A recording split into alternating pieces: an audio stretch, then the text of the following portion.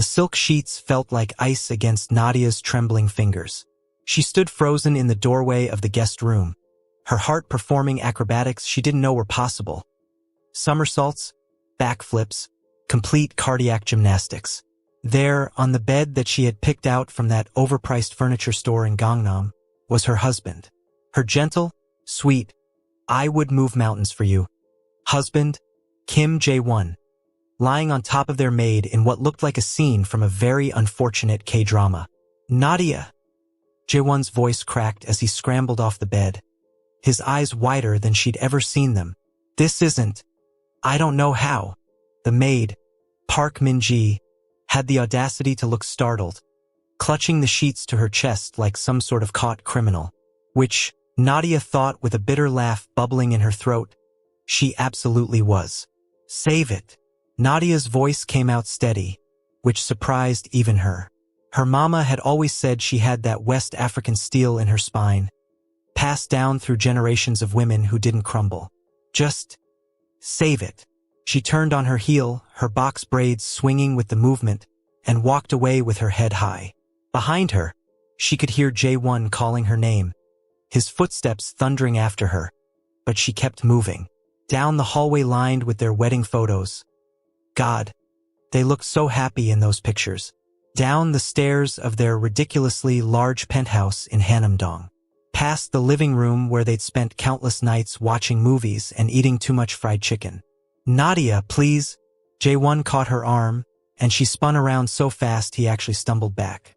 The great Kim Jae-won, who supposedly ran half the underground operations in Seoul, who made grown men tremble with a single look, was stumbling over his own feet. Don't touch me. Her voice was still calm, but her eyes. She knew her eyes were blazing. Don't you dare touch me right now. I didn't do anything. I swear on my life. On everything we have. His voice broke. And was he actually crying? Kim Jae-won never cried. I went in there because she called for help. She said something fell and then, I don't know what happened. My head felt fuzzy, and suddenly I was on top of her. Nadia finished, her laugh sharp enough to cut glass. Yeah, I saw that part. It's not what it looked like. Jae-won. It looked like you were about to make love to our maid in our house while I was downstairs making dinner for you. The words hung in the air between them like smoke. Nadia watched emotions flicker across her husband's face. Desperation, anger, fear, and something else. Something that looked almost like realization. Min-ji, he said slowly, his jaw clenching. The tea she brought me before dinner. I felt strange after drinking it, but I thought I was just tired. Nadia wanted to believe him. God, how she wanted to believe him. But she'd seen too many episodes of this show before. Not in her own life, thank you Jesus, but she'd watched enough Friends get played to know the script. And right now, Jae-won was reading from the classic It Wasn't Me playbook. I'm leaving, she said quietly. Don't follow me. Where are you going? Nadia, please. I'm going to figure out when I became the idiot who didn't see this coming. She grabbed her bag from the console table, always kept packed with essentials because she'd learned from running her business that you never knew when you'd need to move fast, and walked out the door. 3 hours earlier. Yoni, you look absolutely radiant today. Nadia looked up from her laptop to find Min-ji standing in the doorway of her home office, holding a tray with tea and those honey cookies from the bakery Nadia loved. The maid's smile was bright, her makeup perfectly applied, her uniform pristine. Too perfect. Something whispered in the back of Nadia's mind. But she pushed it away because she wasn't that woman. She wasn't going to be suspicious and bitter and treat people badly because of her own insecurities.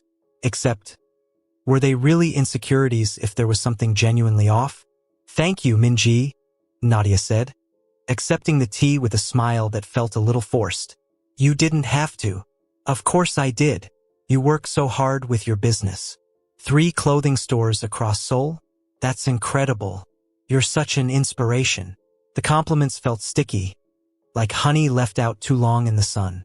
Nadia took a sip of tea to avoid responding immediately. It was good chrysanthemum with a hint of honey, exactly how she liked it. Is Appa home yet? Min-ji asked, and there it was, That little too casual tone when asking about J1. The way her eyes lit up just a fraction too much. He should be here soon, Nadia said, turning back to her laptop.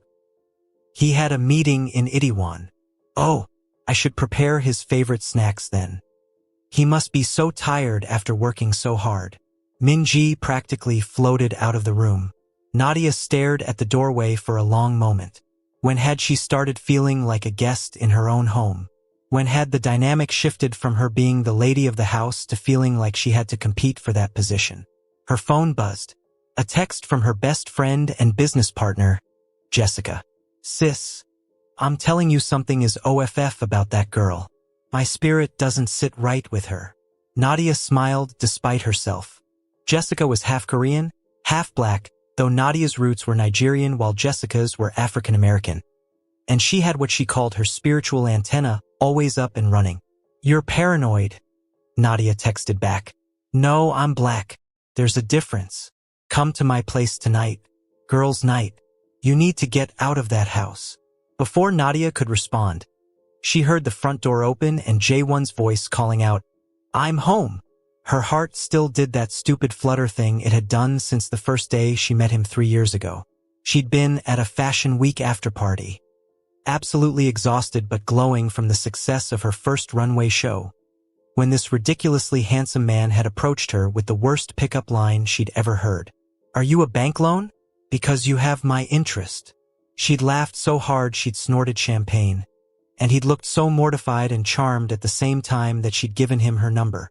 Later, she'd found out he was Kim J1, the mysterious businessman who everyone whispered about, but no one quite understood.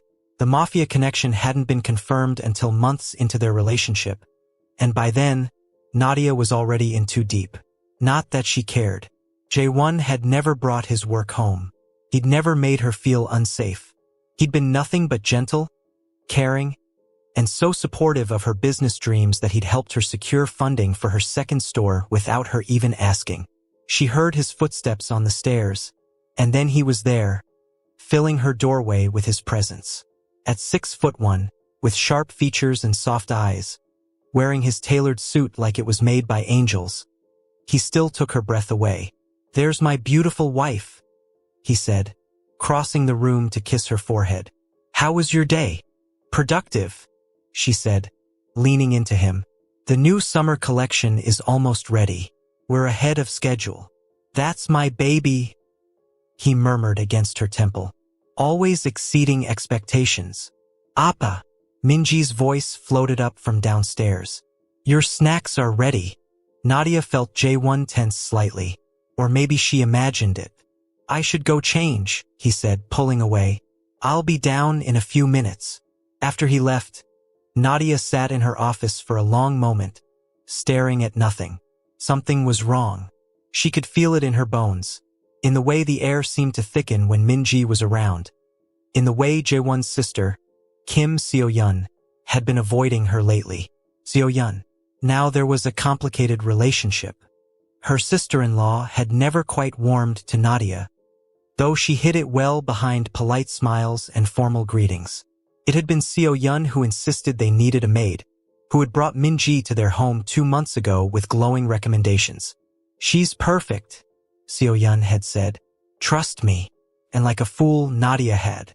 Her phone buzzed again. Another text from Jessica. I'm serious about tonight. Something's telling me you need to come over. Like now. But Nadia had dinner to make, and she'd promised J1 they'd watch that new movie together. And she wasn't going to be that wife who ran to her friends every time she had a weird feeling. So she pushed aside her instincts, closed her laptop, and headed downstairs to start dinner. Now, 3 hours later, the hotel room was nice, expensive, the kind of place Nadia could afford because her business was thriving, because she'd worked her ass off for the past 5 years building something from nothing. She sat on the edge of the bed, still in her clothes, staring at her phone. 47 missed calls from J1. 23 texts, each one more desperate than the last. Please come home. Let me explain. I love you more than my own life. Nothing happened. Please, Nadia. Please. There was a knock on her door, and for a wild moment, She thought it might be him. But when she looked through the peephole, she saw Jessica's face, twisted with concern. "How did you find you?" Jessica pushed past her into the room. "Girl, you have location sharing on. What happened? Your text just said you left." And then Nadia broke.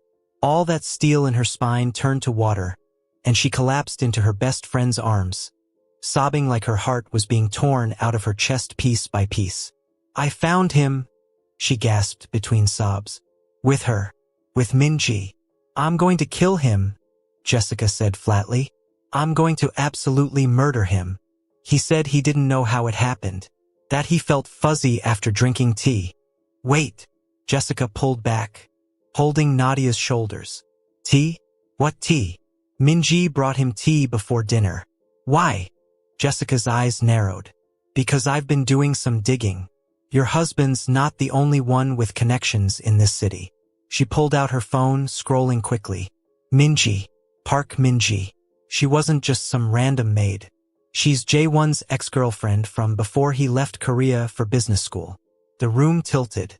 Nadia sat down hard on the bed. "What? 5 years ago, before you met him. They dated for 2 years. Seo-yun loved her, apparently. Thought she was perfect for the family." Jessica's voice was tight with barely controlled anger. "And you're telling me Seo-yun is the one who brought her into your house?" Nadia's mind was racing, pieces clicking into place like a horrible puzzle. The way Seo-yun had been so insistent about hiring Minji. The way Minji always seemed to know exactly how Jaewon liked things. The way his sister had been distant lately, guilty almost. "That bitch," Nadia whispered. "She set me up." "Correction. They set him up. To make you leave." Jessica was pacing now, furious. "God. This is some Macjang drama shit. But it's real life, and I am about to catch a case." Nadia's phone rang again. Jaewon. She stared at it, then at Jessica. "Don't answer it yet," Jessica said. "Let him sweat. Let him think about what he's lost. And tomorrow we're going to figure out exactly what happened and make sure everyone involved pays." But Nadia couldn't help herself. She answered. "Nadia." His voice was wrecked, raw. "I'm standing outside your hotel. Please, just 5 minutes. Let me explain everything." "How did you?" "I know everything," he said. "I figured it out." Minji confessed. "Seo-yun." His voice cracked. "My sister confessed. They drugged me. They set this up. And I am so sorry I didn't see it sooner, that I didn't protect you from my own family." Nadia closed her eyes. "I need time." "I'll wait," he said immediately. "I'll wait forever if I have to. But please, Nadia, please know that I would never, ever betray you. You're my everything. You're my whole world." She hung up without responding and looked at Jessica. "He's outside." "Of course he is. Dramatic ass." But Jessica's voice was softer now. "What do you want to do?" "I want to know everything," Nadia said, standing up and wiping her eyes. "And then I want to decide if my marriage is worth saving, or if I'm better off alone." "Either way," Jessica said, linking her arm through Nadia's. "We're going to make sure those 2 witches get exactly what they deserve." Nadia nodded, feeling that steel return to her spine. She was Nadia Okeke Kim, successful businesswoman, wife, and a woman who had never let anyone break her. She wasn't about to start now. The penthouse felt like a mausoleum when Nadia walked back through the doors 48 hours later. She hadn't come home. She'd come for her things, for closure, for answers. Jaewon stood in the foyer looking like he hadn't slept in days, which, according to Jessica's intel network, which was honestly impressive and slightly terrifying, he hadn't. "Thank you for coming," he said quietly, keeping his distance like she was a wild animal that might bolt. Which, fair assessment considering she absolutely was ready to bolt. "Where are they?" Nadia asked, her voice ice. "Seo-yun is in the study. Minji is." He swallowed hard. "Gone. I paid her off and made it clear that if she ever comes near you again, she'll regret it." "How very Mafia of you," Nadia said drily, but something in her chest loosened slightly. At least the woman was gone. She walked past him into the study where Seo-yun sat on the couch, looking small and defeated in a way Nadia had never seen her. The proud, elegant Kim Seo-yun, who always looked like she'd stepped out of a magazine, was wearing wrinkled clothes and no makeup, her hair tied back messily. Good, Nadia thought savagely. Yoni, Seo-yun started, standing up, but Nadia held up a hand. Don't you dare call me that. You don't get to call me sister after what you did. Seo-yun's face crumpled. I know, and I'm so sorry. Why? Nadia's voice cracked despite her best efforts. Why did you hate me so much? What did I ever do to you?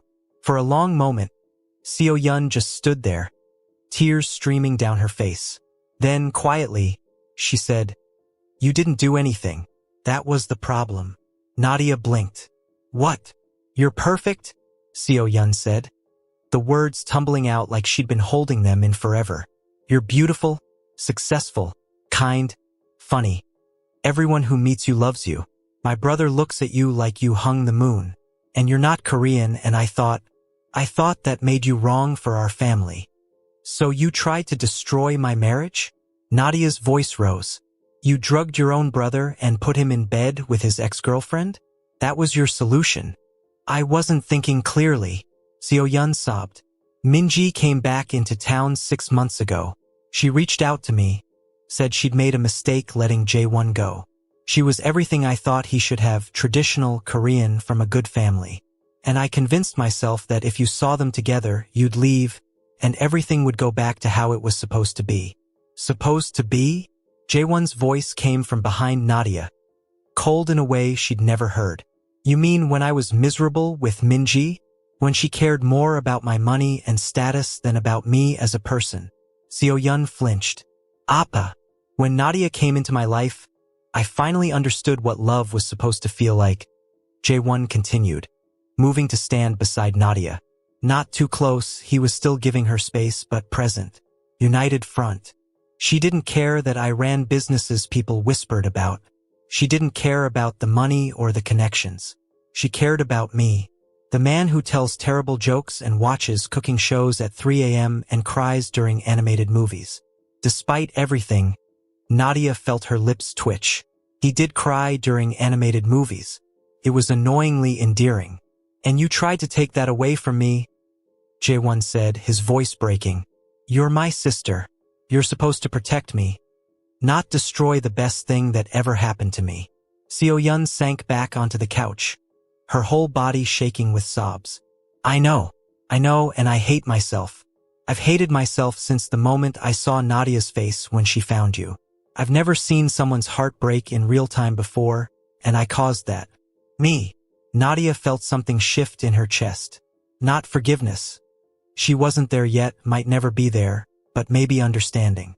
She'd seen it before in her business, in her community. People who let fear and prejudice poison their judgment, who made horrible decisions and then had to live with the consequences. You understand I can never trust you again, Nadia said quietly, right? Whatever relationship we had, whatever I thought we were building, that's gone. Seo-yun nodded, wiping her eyes. I understand. I hope that someday, maybe years from now, you might be able to forgive me. Not forget, I don't deserve that, but forgive. Nadia looked at Jae-won, who was watching her with so much hope and fear and love in his eyes it made her chest ache. I need to hear everything, she said. The whole story. No more secrets, no more half-truths. Everything. For the next 2 hours, they talked. Seo-yun explained how Minji had approached her, how they'd planned it all carefully. The tea had been drugged with something mild, enough to make Jae-won compliant and confused but not enough to actually knock him out. Minji had called him to her room claiming she needed help moving furniture, then had positioned them on the bed right before Nadia was due to come looking for him for dinner. We timed it perfectly, Seo-yun admitted, looking sick.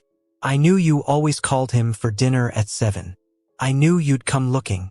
Jae-won looked like he wanted to put his fist through a wall. You're my sister. How could you? Because I'm a coward, Seo-yun said simply. Because I let my prejudice matter more than your happiness. Because I convinced myself I was protecting you when really I was just protecting my own narrow view of what your life should look like. She turned to Nadia, fresh tears streaming down her face. I grew up thinking everything had to be done a certain way. Korean husband, Korean wife, traditions maintained. When Jaewon brought you home, so vibrant and different and perfect, I felt threatened. Like you were going to take him away from his culture, from his family. But I was wrong. You didn't take him from anything. You gave him everything he'd been missing. Nadia sat down slowly, processing everything. Part of her, the part that was still bleeding, wanted to rage and scream. But another part, the part that had built a business from nothing by understanding people and their motivations, recognized genuine remorse when she saw it. You hurt me, Nadia said, her voice steady despite the tears threatening to fall. You hurt me in a way I didn't know I could be hurt. You made me question everything. My marriage, my worth, whether I belonged here. I know, So-yeon whispered, and I need you to know that your actions showed me exactly what you thought of me. Not as your brother's wife, not as a person, but as someone you saw as less than, as not good enough because of my skin color. The words hung in the air like an accusation, because that's what they were. So-yeon didn't deny it. She just sat there, shoulders shaking, accepting the truth of what she'd done. I was racist, So-yeon said, the words seeming to physically pain her. I am racist, and I'm so ashamed. I thought I was better than that, but when it came down to it, I let those ugly thoughts win. And I hurt the best thing that ever happened to my brother. Jaewon moved then, kneeling in front of Nadia's chair. I'm cutting her off, he said firmly. From the business, from family events, from everything. She's not welcome in our home or our lives until you say otherwise. Appa, no, So-yeon started. Yes, Jaewon said, not looking at her. You tried to destroy my marriage. There are consequences. Nadia looked at this man she'd married. This dangerous man who ran underground operations but who'd never raised his voice to her, who'd supported every dream she'd ever had, who was currently on his knees ready to exile his own sister for her. Stand up, she said softly. He did, confusion in his eyes. I'm not ready to forgive, Nadia said, looking between them. Either of you. What happened was, it's going to take time to heal from. A lot of time. I understand, Jaewon said immediately. Whatever you need, whatever time you need, I'll wait. But, Nadia continued, surprising herself, I don't think cutting off So-yeon completely is the answer. Both of them stared at her like she'd grown a second head. She needs to face what she's done, Nadia explained. She needs to look at us, at our marriage, and see every day what she almost destroyed. She needs to unlearn the racism she's been carrying around. And she can't do that if she's cut off from the family. So-yeon's eyes went wide. Nadia, I don't deserve. You don't, Nadia agreed bluntly. But I'm not doing this for you. I'm doing this because I'm not going to let your actions dictate how my family operates. My family, which includes my husband. And if he exiles you because of me, he'll resent it eventually, even if he doesn't mean to. I would never, Jaewon started. You would, Nadia said gently, because she's your sister, and you love her, even when she's a racist, manipulative snake. Despite everything, So-yeon let out a wet laugh at that. So here's what's going to happen, Nadia said, standing up and pacing, her business negotiation voice coming out. So-yeon, you're going to therapy. Real therapy, with someone who specializes in prejudice and racism. You're going to do the work to understand why you did what you did and how to be better. So-yeon nodded frantically. Yes, anything. And you're going to volunteer at the African Cultural Center in Itaewon. 2 days a week minimum. You're going to expose yourself to the communities you've been prejudiced against and actually learn about people instead of making assumptions. I will. I promise. And, Nadia said, her voice hardening, you're going to write a formal apology to me. A real one. Not just, I'm sorry, but explaining what you did, why it was wrong, and what you're going to do to change. And I'm going to keep that letter, and if you ever do anything like this again, I'll make sure everyone in your social circle sees it. Seo-yun paled but nodded. That's fair. Nadia turned to Jae-won. As for you, he straightened, looking like a man awaiting sentencing. You didn't cheat on me, Nadia said. I believe that now. But you brought Minji's presence into our lives without ever telling me who she was. You saw your sister bringing her around and didn't question it. You're right, Jae-won said immediately. I should have told you the moment I saw her. I didn't think it mattered. She was in the past. And I was so completely in love with you that I didn't even register her as a threat. That's not how marriage works, Nadia said. We're supposed to be partners. That means transparency, even about the uncomfortable stuff. I know. I'm sorry. So you're going to do something for me? Nadia said, moving closer to him. You're going to tell me everything. Every ex-girlfriend. Every business rival who might want to hurt us. Every family secret that could blow up in our faces. No more protecting me by keeping me in the dark. Done, Jae-won said without hesitation. I'll tell you everything. And, Nadia said, poking him in the chest. You're going to stop being so ridiculously perfect and trusting. Someone offers you tea, you ask what's in it. Your sister brings a helpful maid, you question her motives. You're smart enough to run an empire, Jae-won. Use that brain in your personal life too. Despite everything, he smiled. Are you saying I'm too nice? I'm saying you're too trusting of the wrong people, Nadia corrected. Trust me? Absolutely. Trust random maids and scheming sisters? Not so much. Noted. His eyes were hopeful now. Does this mean? Are you coming home? Nadia was quiet for a long moment, looking around the penthouse that had been her home for 2 years. Then she looked at Jae-won, really looked at him, and saw the man she'd fallen in love with. The one who'd supported her business dreams, who'd learned to cook Nigerian food just to surprise her, who'd stood up to his own family when they questioned his choice of wife. I'm coming home, she said finally. But we're doing couples therapy, and you're sleeping on the couch for at least a week. A month, Jae-won said immediately. I'll sleep on the couch for a month. 2 months. However long you need. A week will be fine, Nadia said. Then, shocking everyone including herself, she started laughing. God, we're a mess. A beautiful, complicated, dramatic mess. Jae-won's face split into a grin, and he pulled her into his arms, and she let him because she'd missed this.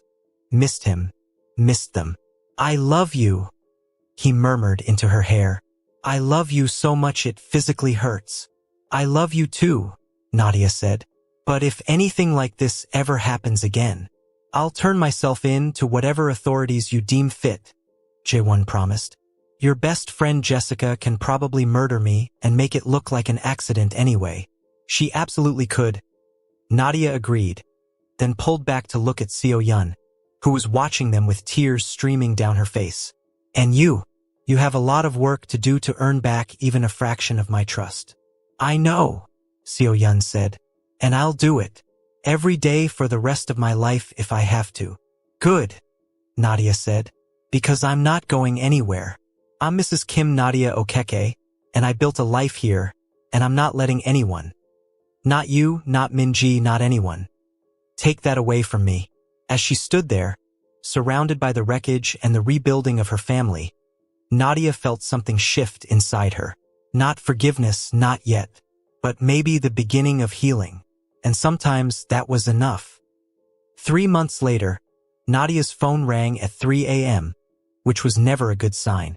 She fumbled for it, squinting at the screen. Jae-won, who'd finally been allowed back in their bed 2 weeks ago, the couch sentence had been extended due to a few trust hiccups, mumbled, "Who is it?"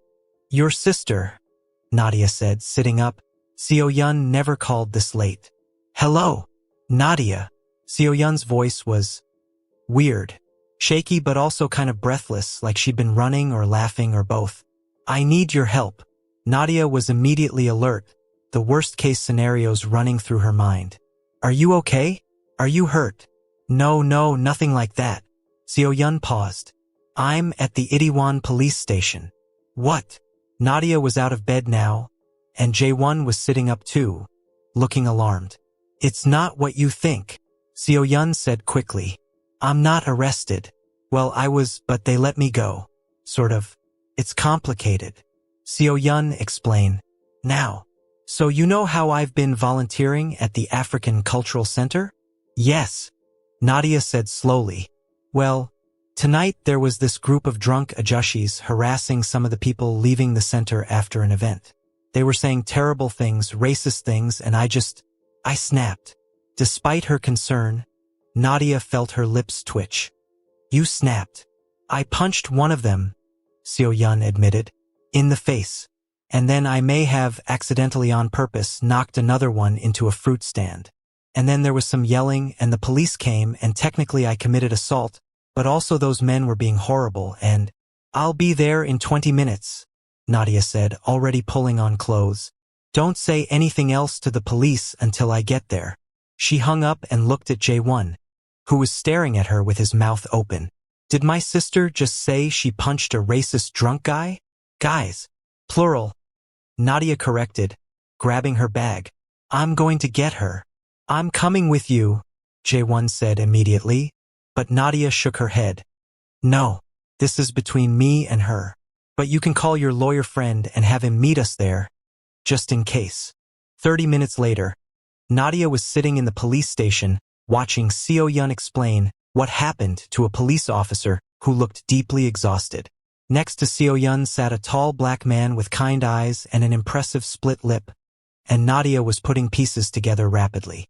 "So let me get this straight," the officer said, rubbing his temples. "This group of men were harassing people. Ms. Kim intervened, violence ensued, and Mr. Thompson here is refusing to press charges?" "Correct," said Mr. Thompson, who had an American accent. "She was defending people. That's not a crime." "Assault is still assault," the officer said tiredly. "Then arrest me too," said another voice.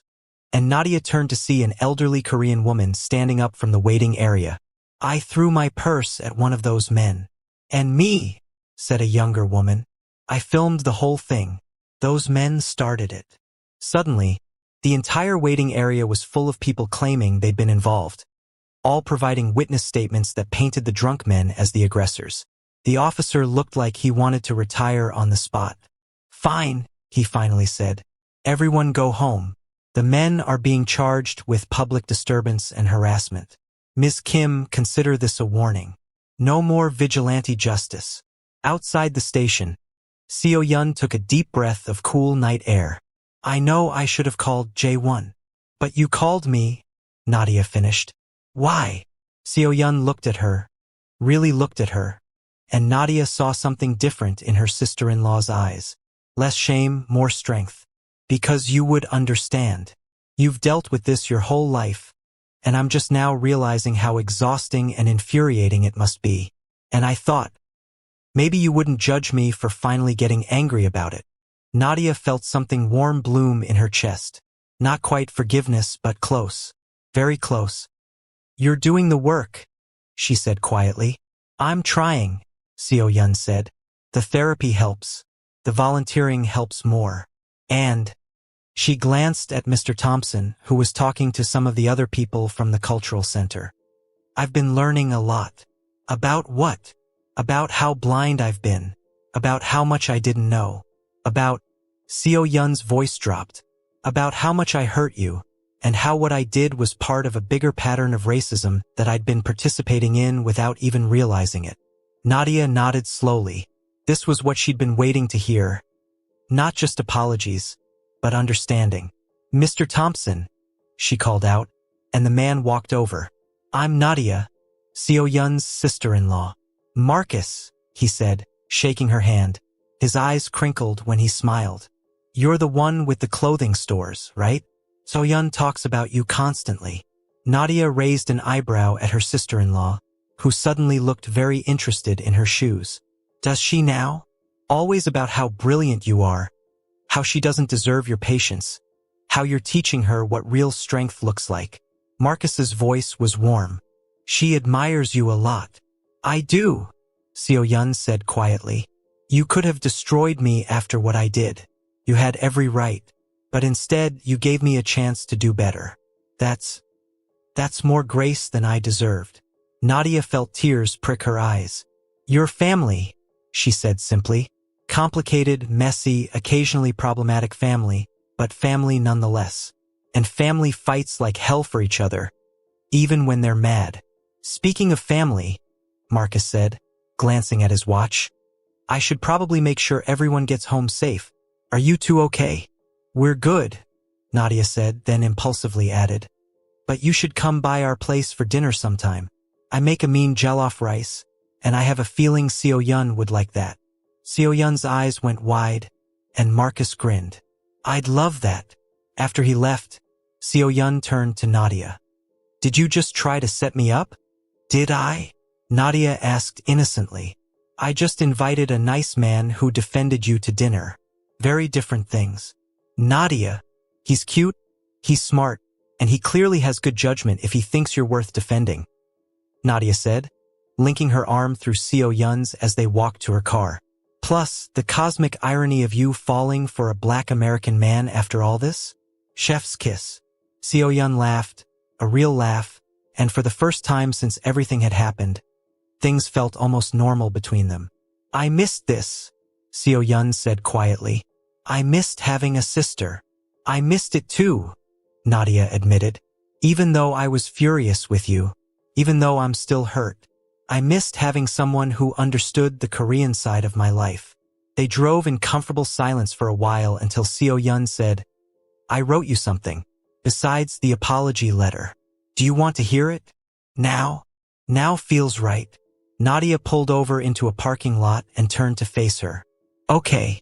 Seo Yun pulled out her phone and cleared her throat. I've been going to therapy like you asked, and my therapist suggested I write down what I learned. So here it is. She took a deep breath. I learned that I was scared of you, not because you were black, but because you were everything I wasn't: confident, successful, unapologetically yourself. You made my brother happier than I'd ever seen him, and instead of celebrating that, I felt threatened. Like if he was happy with you, maybe that meant Korean culture, Korean family, all the things I thought defined us weren't as important anymore. Nadia listened quietly. But I was wrong, Seo Yun continued, her voice shaking.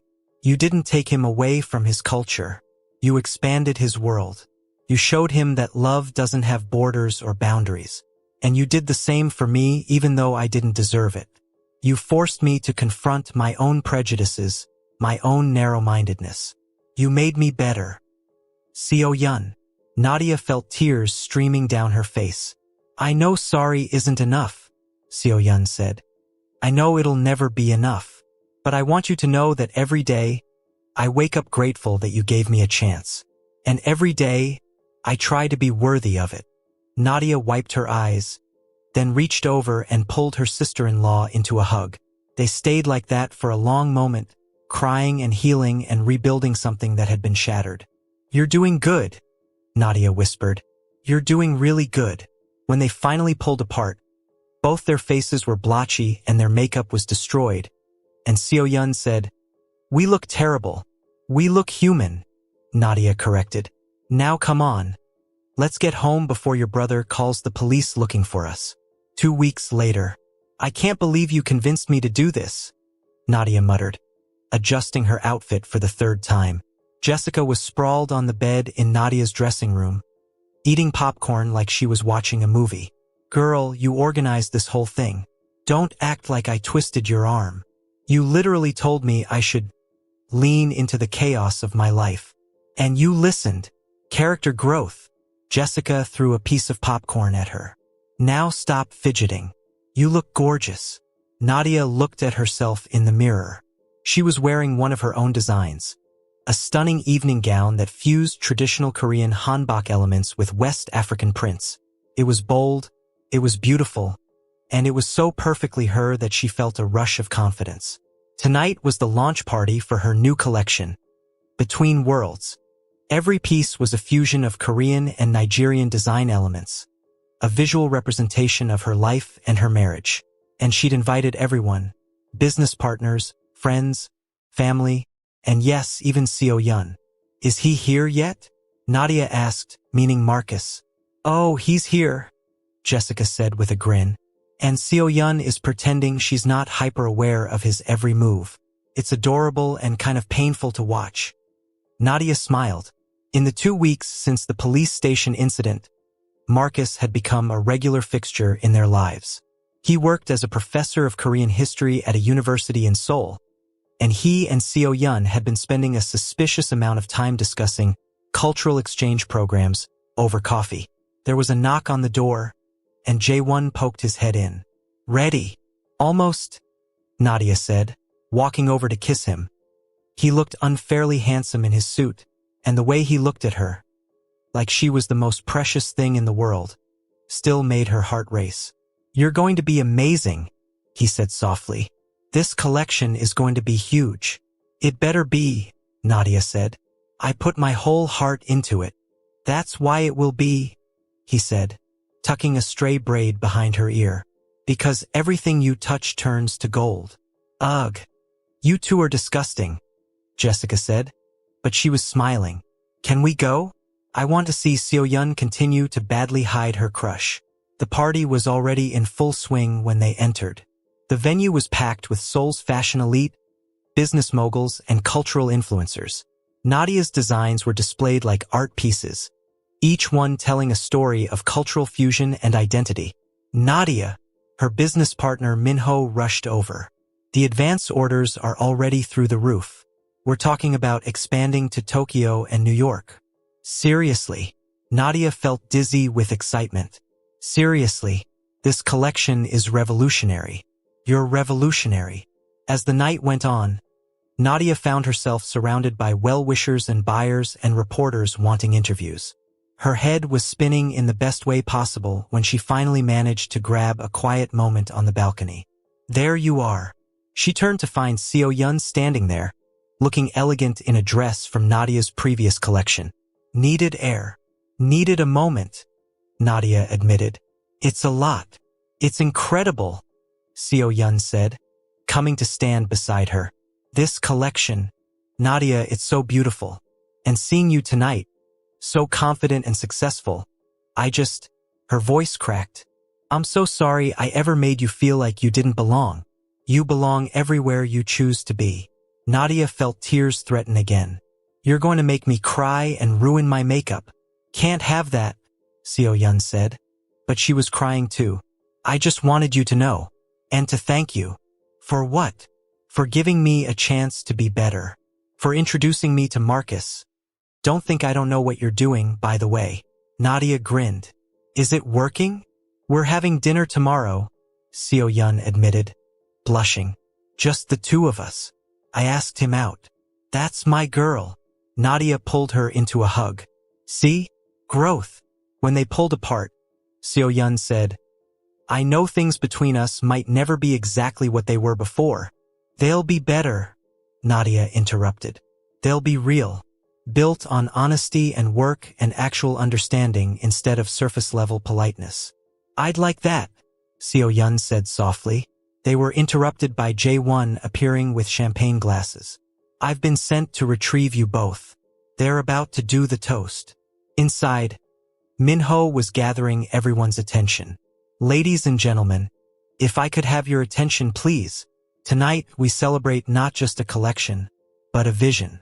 Nadia Okeke Kim has shown us that fashion isn't just about clothes.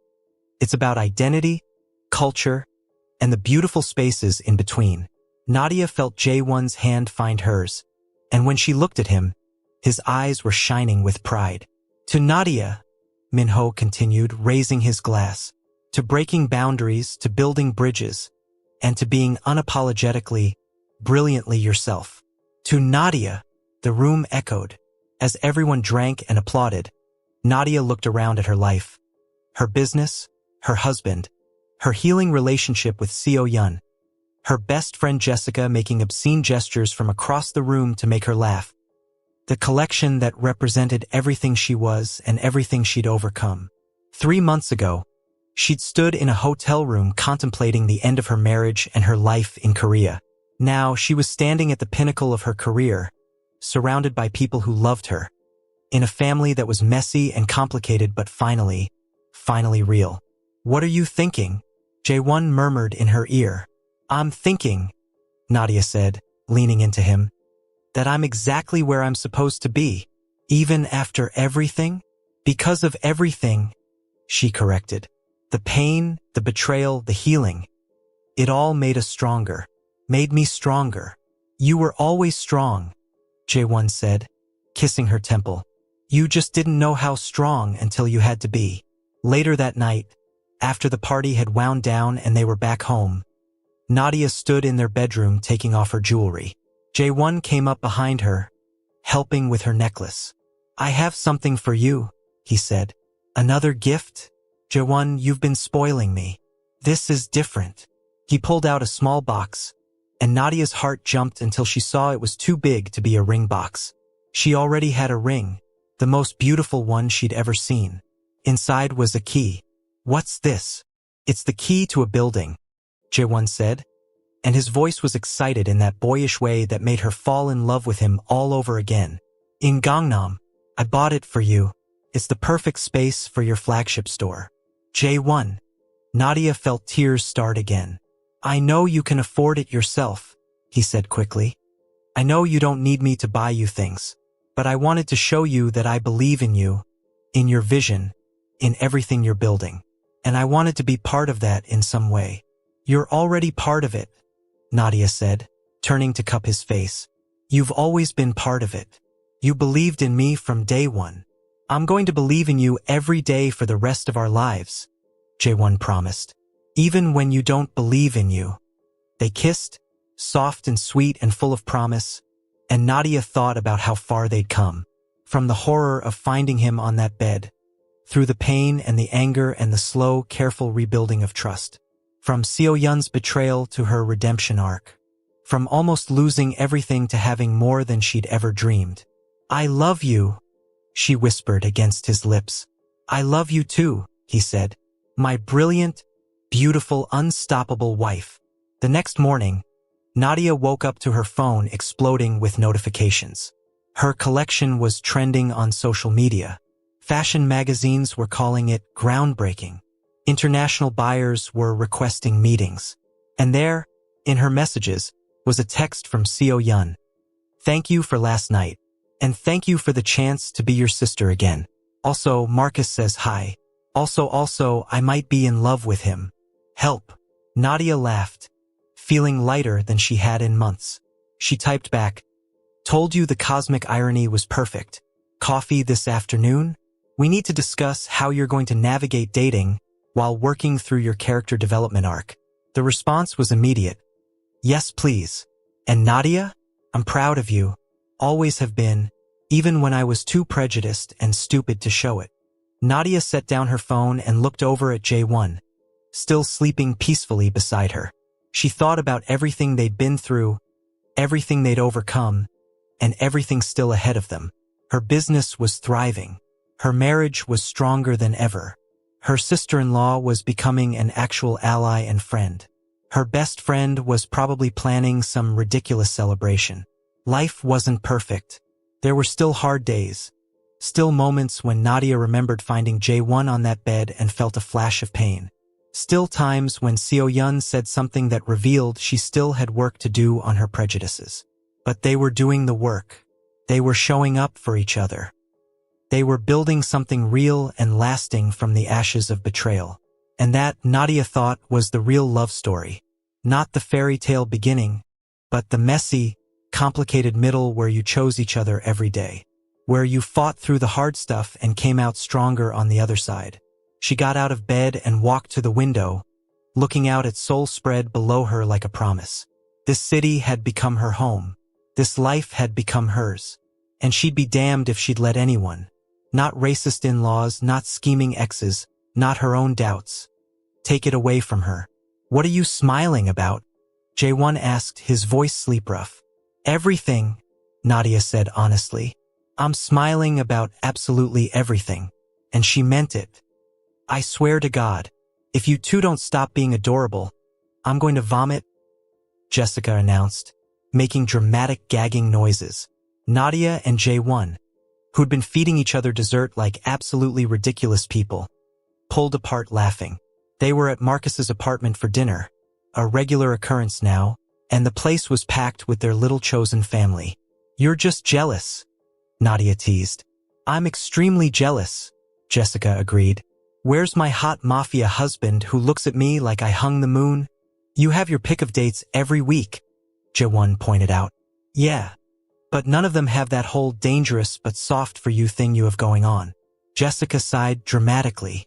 "I guess I'll have to settle for being the cool aunt to your future babies." "Babies?" Nadia choked on her wine. "Oh please, like you two aren't already planning them," Jessica said. Then her attention was caught by something across the room. "Oh my god. Seo-yun just kissed Marcus in the kitchen. This is not a drill." Everyone rushed to the kitchen doorway to spy on them. Sure enough, Seo-yun and Marcus were standing by the sink, her arms around his neck, having what looked like a very sweet kiss. "Finally," Nadia whispered. "They've been dancing around each other for months." "Your matchmaking skills are wasted on fashion," Jaewon murmured in her ear. "You should start a side business." When Seo-yun and Marcus finally pulled apart and noticed their audience, Seo-yun turned bright red while Marcus just laughed. "Really? We have an audience. This is what you get for being adorable in public," Jessica called out. "No privacy in this family." As everyone filed back into the living room, making teasing comments and demanding details, Nadia caught Seo-yun's eye. Her sister-in-law mouthed "thank you," and Nadia winked back. Later, when everyone was full of food and slightly tipsy and sprawled around Marcus's living room, someone suggested they go around and share something. "Jaewon," Nadia pulled back to look at him. "I love you. I chose you, and I choose you every day. That's what marriage is. Choosing each other over and over, especially when it's hard." "Then I choose you," he said. "Every day for the rest of my life. I choose you." They kissed as the city sparkled around them. Two people who'd been broken and had fought their way back to wholeness. Together. And if that wasn't the sweetest love story of all, Nadia didn't know what was. Besties, in this story we learned that true love isn't proven in perfect moment, but in how you rebuild after betrayal. Forgiveness is powerful, but it requires genuine work. So Yoon had to actively unlearn her racism and prejudice, not just apologize. Choose yourself first. Nadia left when she was hurt, prioritized her healing, and only returned on her own terms. Besties, growth is possible for everyone. Even people who hurt us deeply can change if they are willing to do hard work. Besties, second chances will be earned, not given freely. Nadia didn't just forgive, she set her boundaries and consequences. Besties, love yourself enough to demand better, be brave enough to hold people accountable, and be wise enough to recognize genuine change when you see it, but never ever settle for less than you deserve. Thank you so much for watching. Kindly like, subscribe, and share. Happy new month, besties. I love you all.